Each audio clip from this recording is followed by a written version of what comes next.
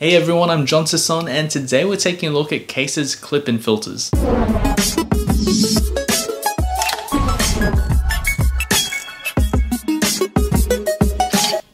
Alright, so these filters are something that I actually added recently to my kit, and they've been quite handy for going on quick hikes or even long walks, because this is something that's easy to take around with you and it's very small, and you know what, you can actually attach it to your camera very easily and use multiple lenses with it.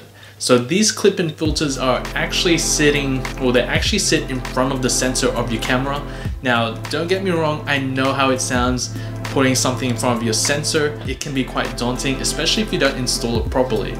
Now before I go into more details about this filter and I guess how to install it and show you obviously the images you can get, this is going to be very convenient for anyone that has multiple lenses, maybe even have lenses where you can't actually attach any filters in the front because it has maybe a bulbous front element. So say you have a Sony 12-24 or a Samyang 10mm f3.5 where it can be extremely difficult to get a filter holder for it. This actually helps alleviate or solve that problem. So these filters are pretty convenient, especially if you shoot a lot of photos or perhaps even videos. Say you're doing a video shoot and you want to shoot wide open at f1.8 and you can't make the shutter speed any faster, or you're shooting at an ISO where you want to keep it as clean as possible. These will help take away some of that light where you will be able to shoot wide open.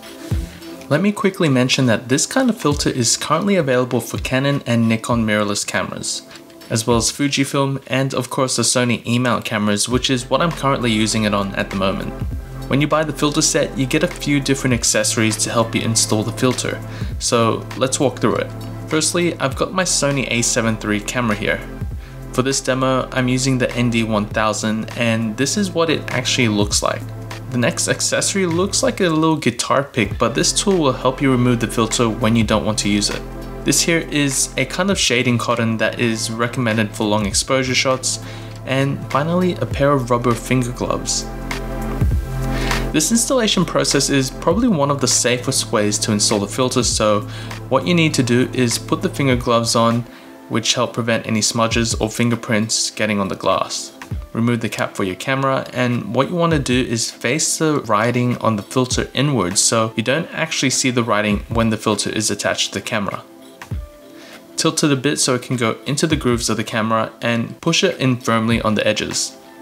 It shouldn't move or wobble if attached properly. After that is done, you should be good to go, so attach your lens and get ready to shoot. Just to let you know a little bit about the filter itself, they weigh about 3.3 grams and use a high quality nano coating, which will help reduce any loss in image quality. They are durable, and I haven't had any issues with breakages or anything of the sort. Now despite its compact size, these filters make a huge difference when shooting, especially when using the ND filters. I can get longer exposures on any kind of lens I have and not have to worry about filter sizes or filter holders. So this makes things extremely convenient, and not only that, the cost saving potential of this is quite obvious too. I primarily used the ND1000 filter, and it did a very good job at retaining a lot of detail. With the benefits of what I was getting and the small form factor, coupled with the easy installation and having the flexibility to use this on multiple lenses, makes this a great add-on to my shooting kit. With that being said, there is still a place for using square and threaded filters. If anything, I do hope for some variety in terms of filters later, like a polarizing neutral density filter, so we'll have to wait to see what Kase brings out later on. Alright, so I hope you enjoyed that quick look at the Kase clip-in filters. I do love these filters, and I am glad that they are added to my accessory kit. I will be doing more filters or more videos on these filters in the future, as well as other Kase products. So if you haven't already, like this video and subscribe to my channel for more Kase filter reviews and tutorials. You can also follow me on Facebook and Instagram for more sample photos and photo updates of food, I guess, life, and of course camera related stuff. And don't forget to take a look in the description down below for more information about these filters, as well as affiliate links that do help support the channel. Until then, happy shooting and thanks for watching.